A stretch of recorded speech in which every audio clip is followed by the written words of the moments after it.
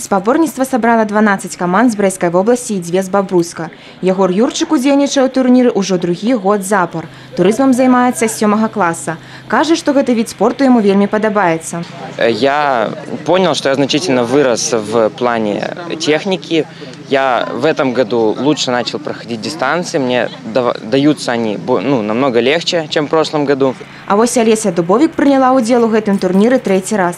Прызнаецца, што першае спаборніцтва ім было складаным. Менавіта па гэтай прычыне дзяўчынка пачала сур'ёзна займацца турызмам. Яе мэта – перамагчы. Волнение всегда испытывается, но надежда есть на победу.